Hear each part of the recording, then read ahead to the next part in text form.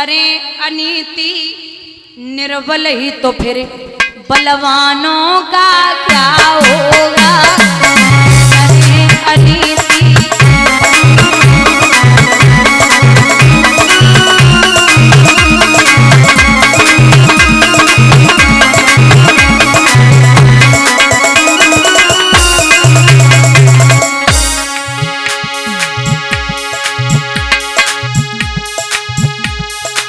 मुंह पे भलाई, भैया मुंह पे भलाई और पीछे बुराई,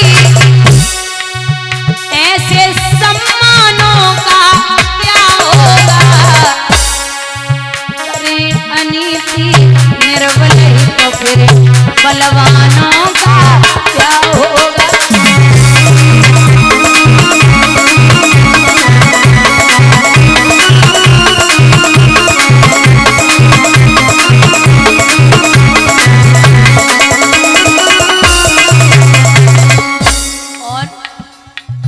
दबे हुए जज के आगे,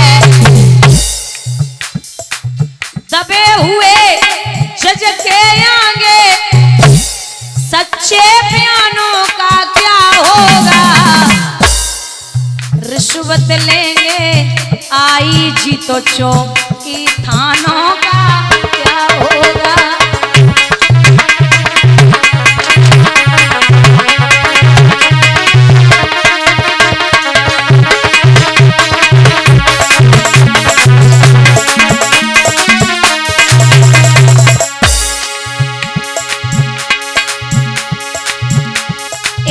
बेटियों की हत्या करी, ऐसे दामादों का क्या होगा। माता पिता की सेवा करें न उन संतानों का क्या होगा।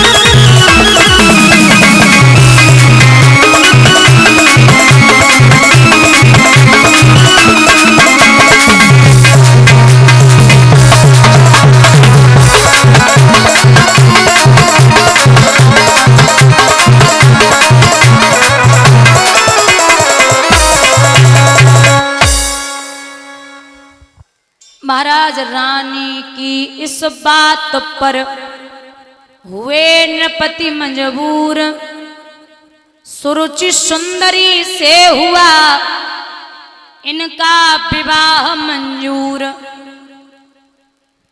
पहले वाली जो पत्नी है जिसका नाम है सुनीति, सुनीति हम उसे कहते जिसकी सुंदर नीति हो, और दूसरी है सुरुचि। सुरुचि का मतलब है जो स्वयं में रुचि रखती हो, दुनिया से कोई मतलब न हो। ये जब विदा करा के लाए हैं राजा उत्तानपाद, तो डोले में बैठी है। बड़ी रानी ने दासी को भेजा, जा हमारी बहन को सम्मान के साथ में लेके आ। चली, आरती उतारी, चलिए बड़ी बहन ने आपको बुलाया है। सुरुचि बोली, कौन बड़ी बहन? आपके राजा की जो पहले वाली रानी है,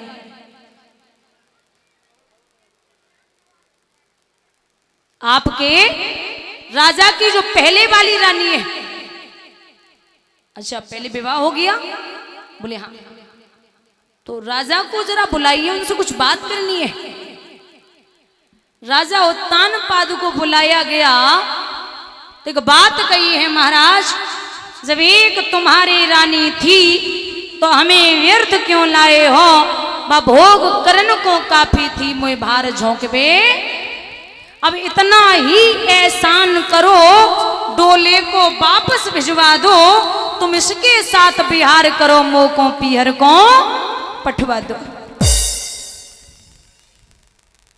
अगर इज्जत चाहते हो तो हमारा डोला वापस भिजवा दीजिए।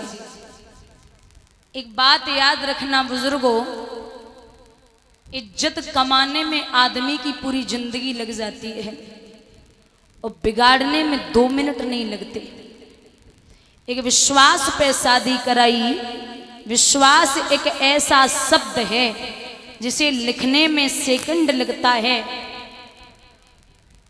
पढ़ने में मिनट लगता है, लेकिन साबित करने में पूरी जिंदगी लग जाती है।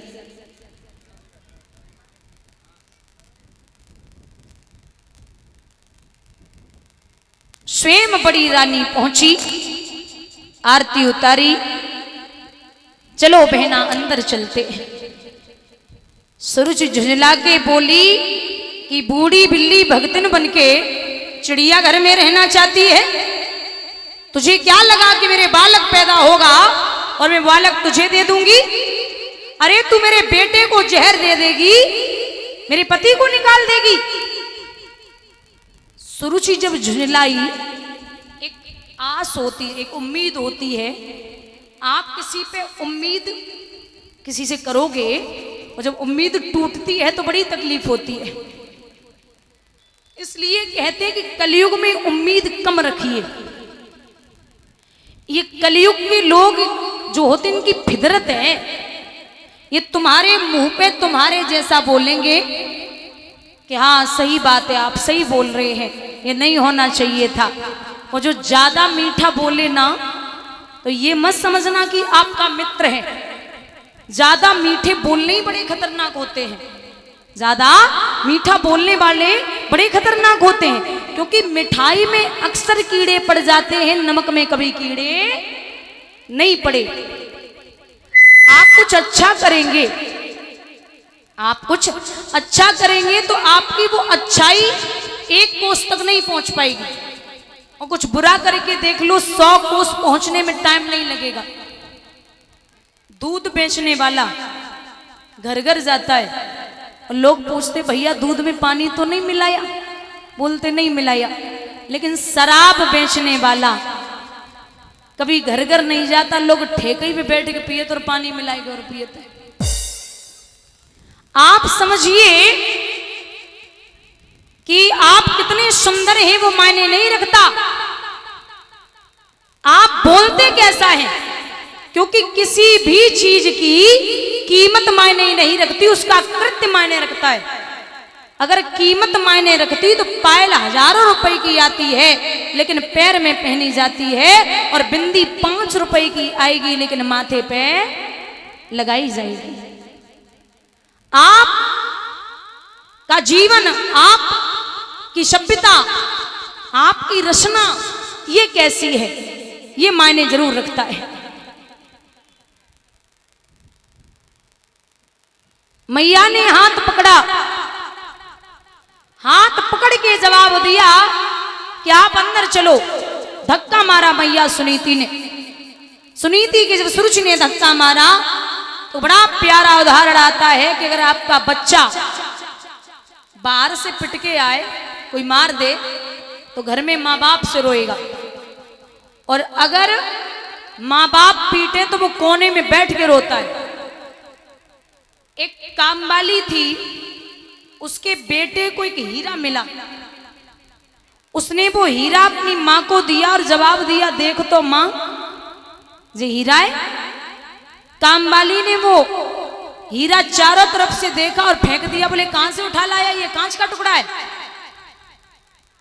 कुछ देर बाद कामवाली उस हीरे को लेके और महाराज सुनार के पास पहुंची। बोले देख भैया से हीरा है का। सुनार ने चारों तरफ से देखा और देख करके जवाब दिया, लगता तो हीरा ही है, लेकिन मैंने इससे बोल दिया तो हमसे पैसे ले लेगी। उसने भी चारों तरफ से देखा और फेंक दिया। कामवाली चली गई। सुनार उस हीरे को लेके जौहरी के पास पहुंचा। अब जौहरी से ज्यादा हीरे की परख कोई नहीं जानता।